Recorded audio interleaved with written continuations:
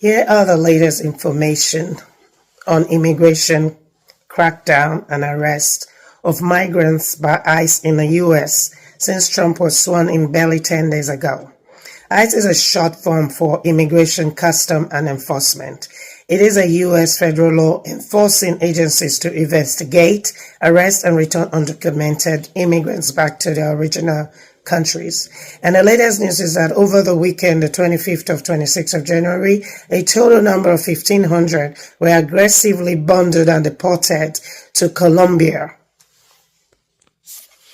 They were stripped of every dignity, no time to grab any precious belonging or sentimental value. They were chained like criminals and taken on two military planes, the majority to Colombia. About 800 are still awaiting detention for further orders. At first, the Republic of Colombia President Gustavo Petro tried to prevent this by sending a refusal message to the United States President Donald Trump. He said, "Deny entry of American planes carrying Colombia immigrants into our territory." He continued, "The United States must establish a protocol for the dignified treatment of migrants before we can receive them."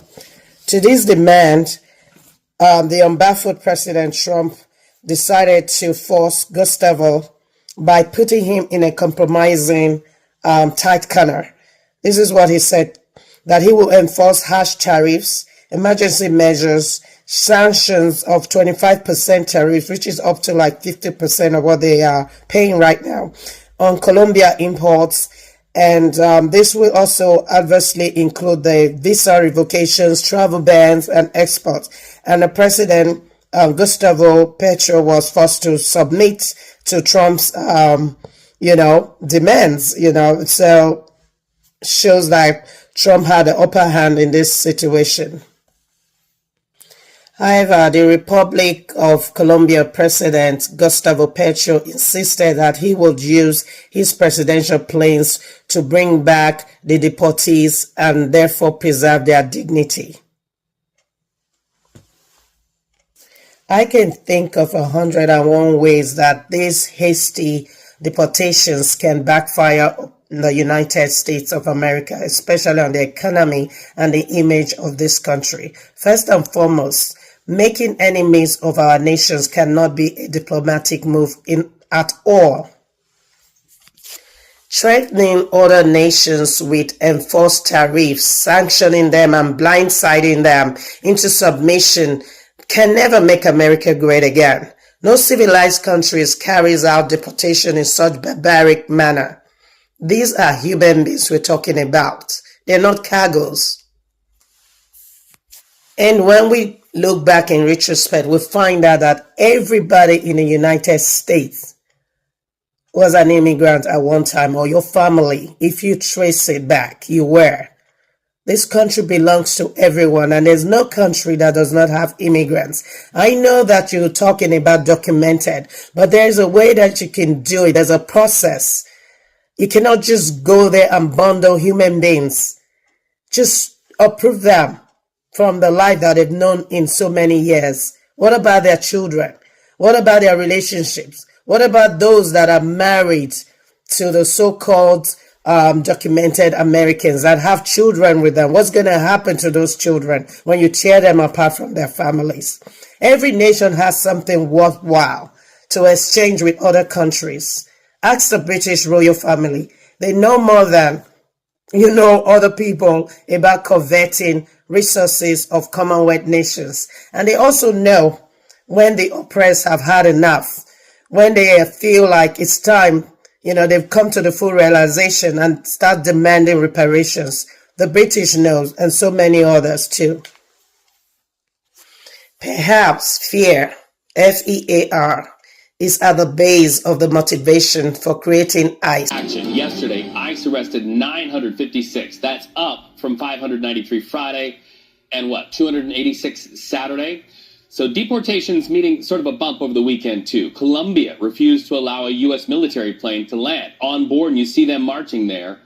deported migrants. Now, in response, the president threatened a 25% tariff on Colombian goods into the United States, threatened a travel ban, and a visa reversal for Colombian government officials and allies. That threat by today looks to have worked. Look at what the White House said overnight. The government of Colombia has agreed to all of President Trump's terms, including the unrestricted acceptance of all illegal aliens from Colombia returned from the United States, including on U.S. military aircraft without limitation or delay. Trump sees as one of his first agenda the importance of releasing 1,500 so-called criminals who vandalized and desecrated the U.S. Capitol on January 6, 2021, who one of them busted the head of a security police officer, a woman, and she's no longer the same again. So many things, and all of them were released. While we are at it, why don't you just release every single criminal that is locked up, especially those that have not even had their case heard yet? Why don't you release everybody onto the streets while we're at it?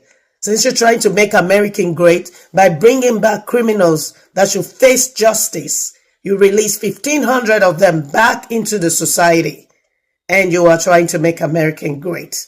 I don't see how that is going to make this country greater. I don't see it. If you voted the current president of the United States of America into power, unless you do not have conscience, I will say you're part of this. And you haven't seen the worst yet. If you think it's not going to backfire, you lie. Because even immigration lawyers are losing their job. Because without the immigrants, how are you going to survive? How are you going to eat? Also, those of you with small businesses, without the immigrants, how are you going to survive?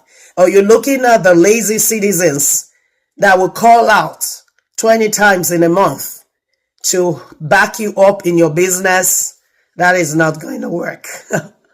I tell you, you haven't seen the last of it yet. And I'm here to remind you that I told you so. My name is Millicent.